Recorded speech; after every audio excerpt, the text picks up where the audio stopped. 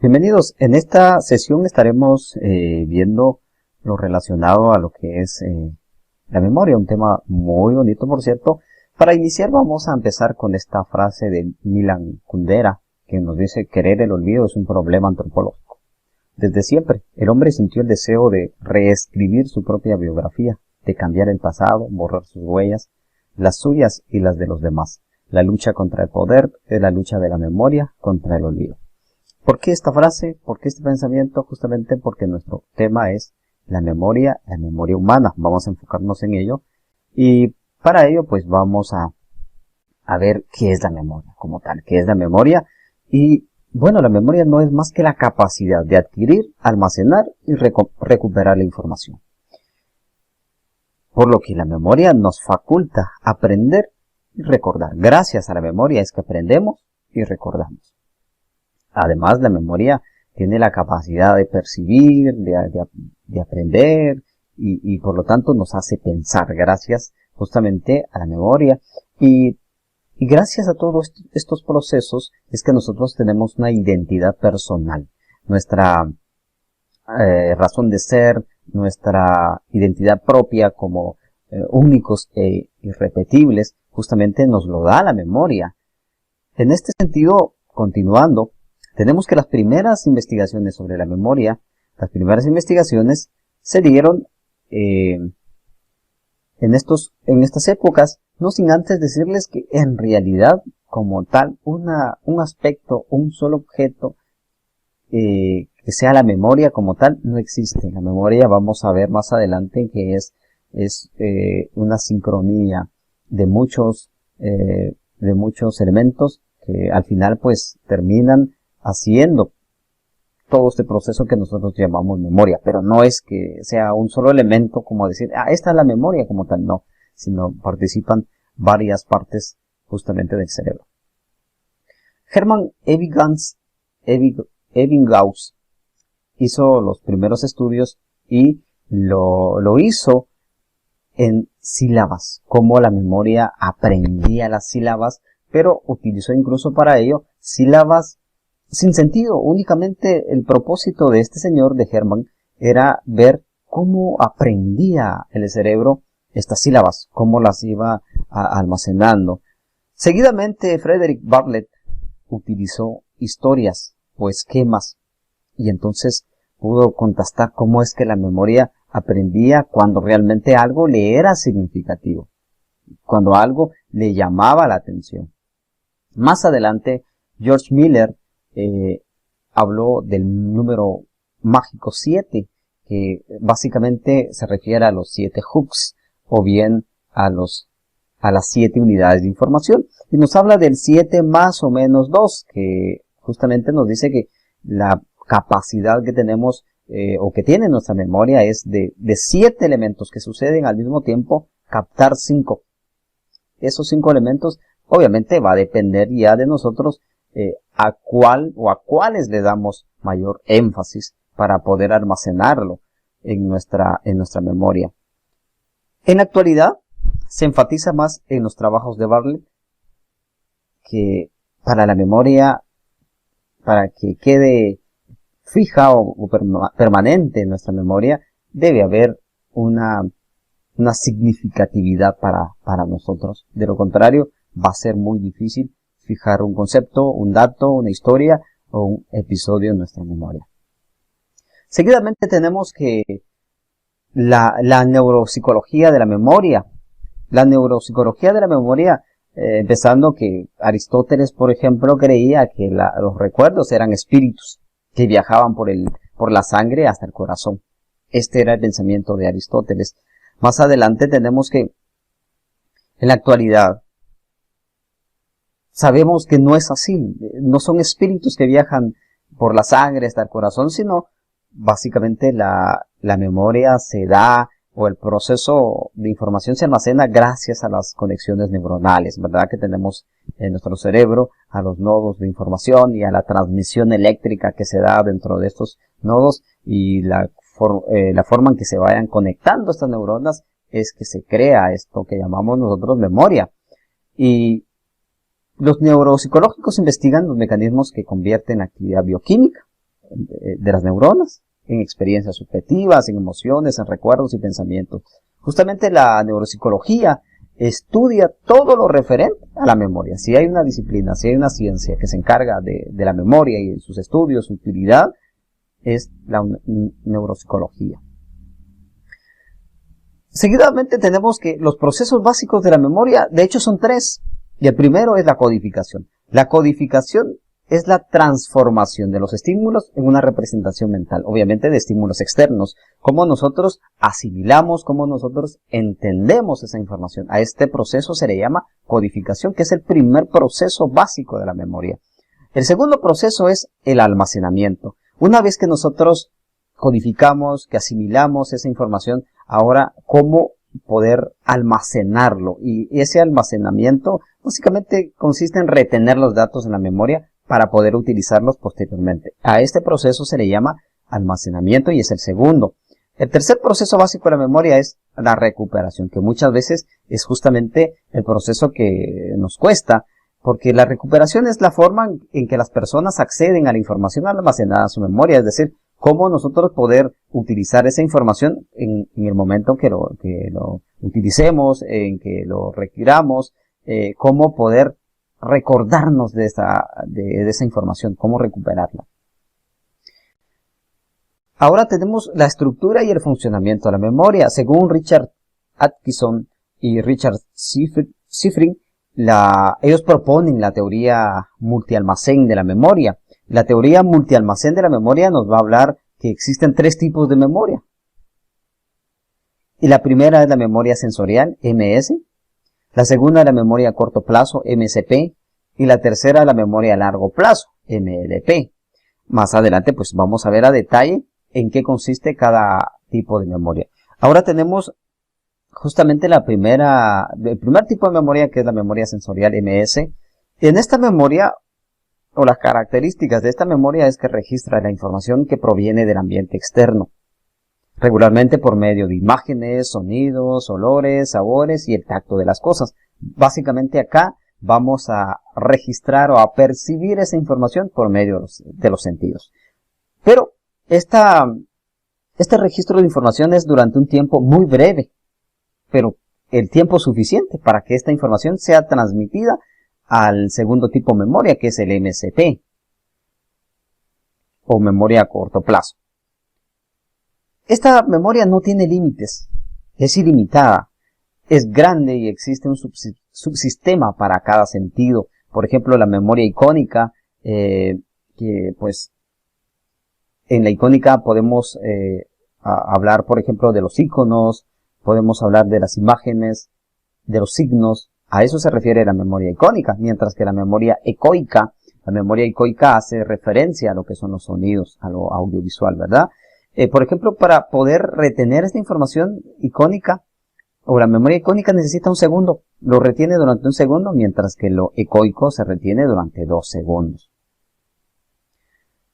Ahora bien, tenemos el segundo tipo de memoria, que es la memoria a corto plazo, el MSP. Esta memoria, las características son de que organiza y analiza la información, por ejemplo, reconocer caras, recordar nombres, contestar en un examen, etc., e interpreta nuestras experiencias. Acá ya se le da un sentido a cierta información. La información es codificada sobre todo de forma visual y acústica, es decir, mediante el sentido de la vista y mediante el sentido del oído. Y en menor medida por signos semánticos, cuando hablamos de reglas gramaticales, cuando hablamos del lenguaje y sus signos.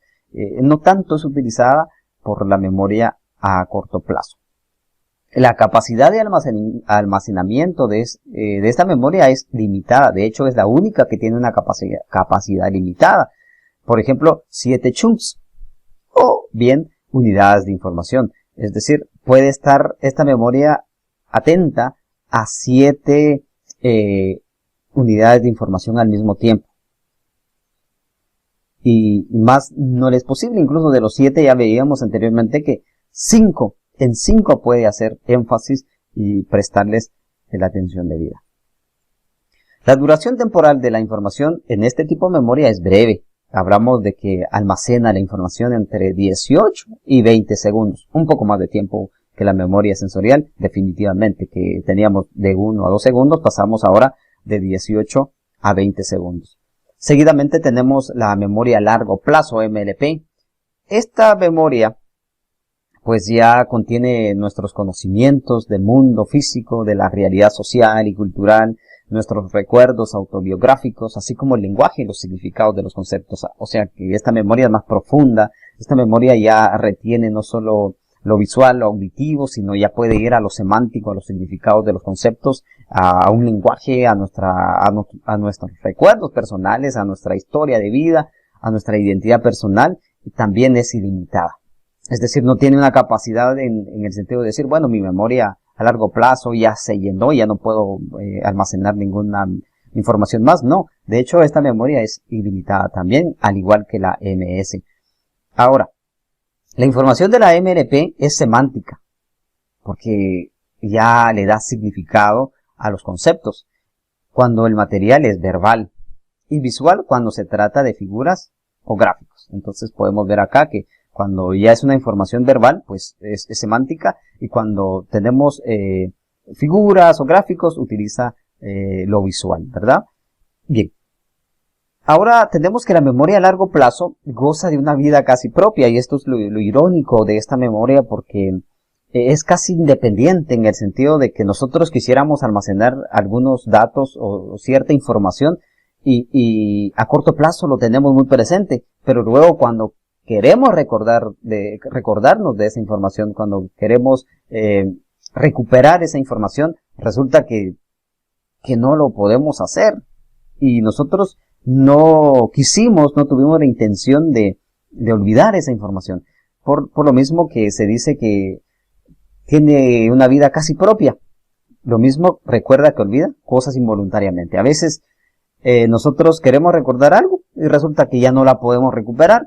Y a veces queremos olvidar algo y resulta que está muy permanente en nuestra memoria a largo plazo. Esta es una de las características de este tipo de memoria, que es la MLP. Distintas memorias a largo plazo. Hay distintos tipos de memorias a largo plazo. Por su sistema podemos hablar de dos tipos, que está la declarativa, que es el saber que, más que nada, pues se enfoca como en los conceptos o principios generales y básicos de cualquier contenido, de cualquier tema. Y está también la procedimental, que es el saber cómo. Ya son como los pasos que se siguen para hacer cierto trabajo, cierta función. Ya pues son las órdenes cerebrales que se envían a nuestro organismo como tal, y que pues responda a las órdenes que le indica el cerebro. Ahora, por su almacenamiento podemos hablar entonces de una memoria episódica. Y esta memoria episódica es más autobiográfica, es decir, más nuestro. Por eso acá justamente nos aparece que es más personal. ¿Por qué? Porque se refiere a las vivencias, lo que nosotros hemos vivido, a los acontecimientos que hemos visto, que hemos vivido, o algunos hechos que realmente nos hayan llamado la atención, siempre y cuando pues estos hechos hayan sido para nosotros, que los hayamos vivido. Y también está la semántica.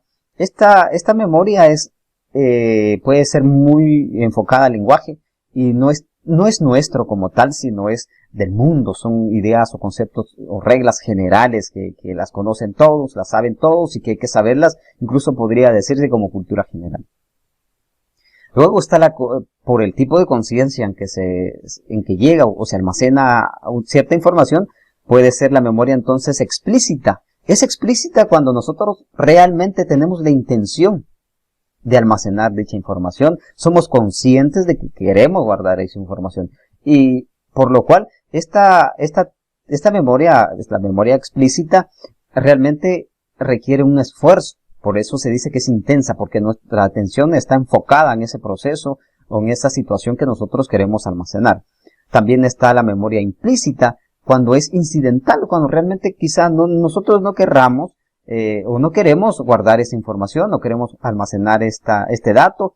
Se hace de forma inconsciente muchas veces, y por lo tanto no requiere mayor esfuerzo. De hecho, muchas cosas que hacemos ya como que de forma mecánica, justamente son de manera implícita. Por ejemplo, cuando vamos manejando moto, carro, bicicleta, muchas veces como que vamos en modo automático. Es decir, no somos conscientes, pero lo vamos haciendo y lo hacemos bien, justamente porque ya estamos utilizando la memoria implícita.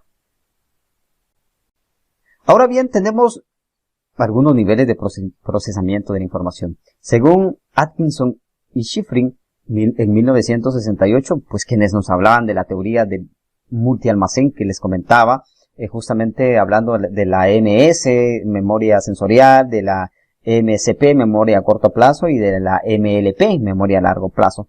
Pero estos señores, Kenneth Craig y Robert Lochart, en 1972, nos dan otra teoría, y ellos nos dicen que en realidad la memoria no es como tal, no es multialmacén, sino es una teoría, su teoría unitaria. Ellos dicen no es que sean diferentes tipos de memoria, sino diferentes fases de una misma memoria, por lo cual podemos hablar de la superficial cuando apenas asimilamos la información, como quien dice la MS en la teoría del multialmacén de Atkinson y Shiffrin, la intermedio cuando hablamos de a corto plazo, y la profunda cuando hablamos ya de una memoria a largo plazo. Ellos nos dicen entonces que no hay tres tipos de memoria, sino más bien tres fases en que se va almacenando, se va recopilando cierta información o ciertos datos.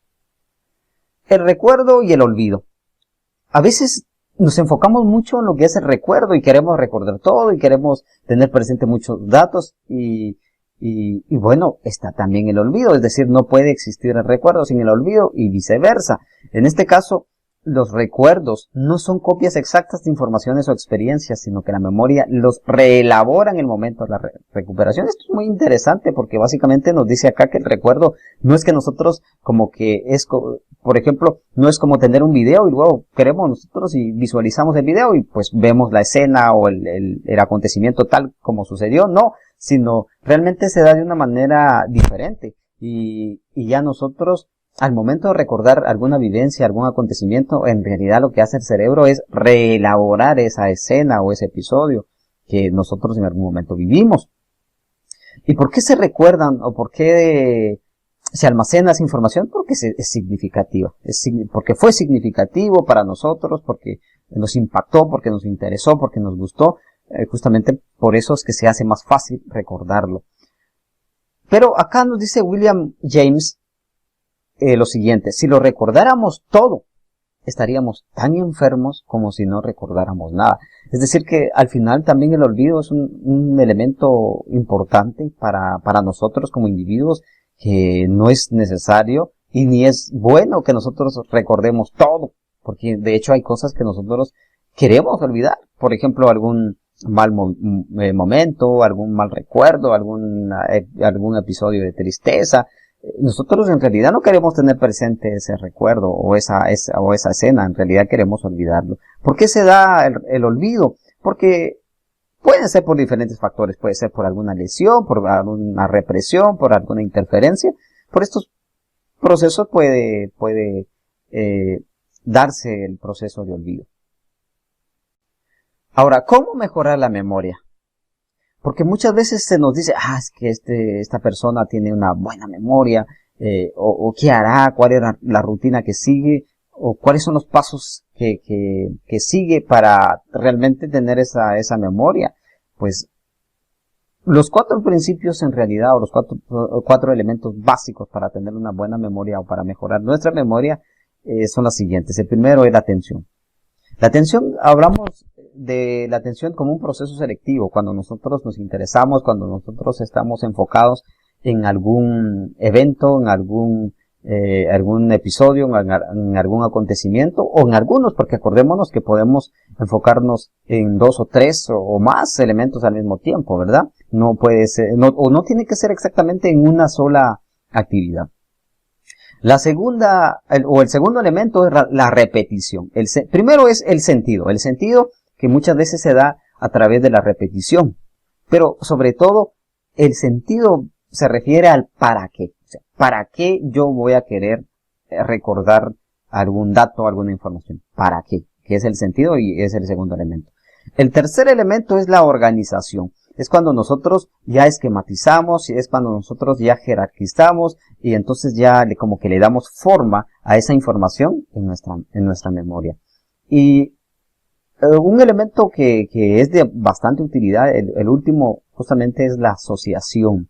¿En qué consiste la asociación? Consiste en relacionar alguna información o alguna nueva información con una información que se tenía previamente. Por eso acá nos habla del recuerdo y comprensión. Es decir, cuando nosotros estamos desarrollando algún contenido, alguna palabra, algún concepto, algún significado y no se nos queda, podríamos utilizarla en el sentido de buscar algún recuerdo que tengamos, alguna información previa y relacionarla, asociarla de tal manera que se nos haga más fácil recordar ese evento, ese episodio y decir, sí se refiere a esto, ¿verdad?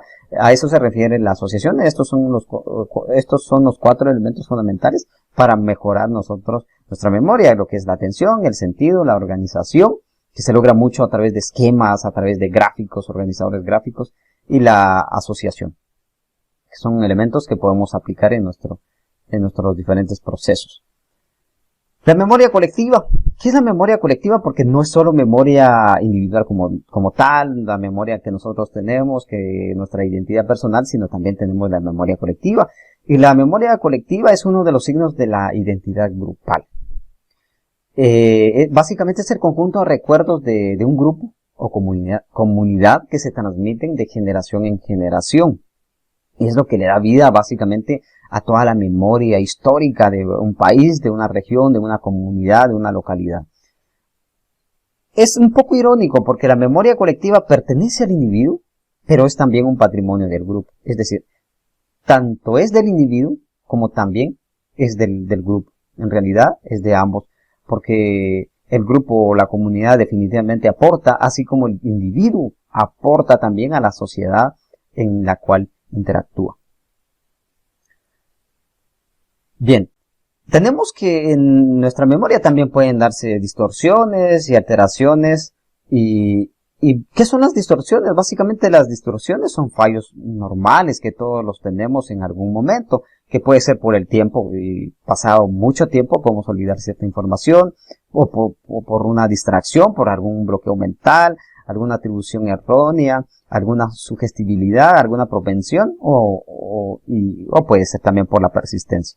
Ahora, en cuanto a las alteraciones, en realidad pueden ser traumáticas, porque regularmente, pues, estas alteraciones nos referimos a la amnesia, que es la pérdida es la pérdida parcial o total de la memoria, no recordamos nada. Y hay diferentes tipos, pero no vamos a profundizar. Está la hipermnesia, que es cuando realmente tenemos como una supermemoria, que recordamos incluso datos que realmente no nos interesan. Pareciera bueno, pero no es tan así, porque ya vimos que el olvido es parte también fundamental de nuestra memoria y de nosotros mismos.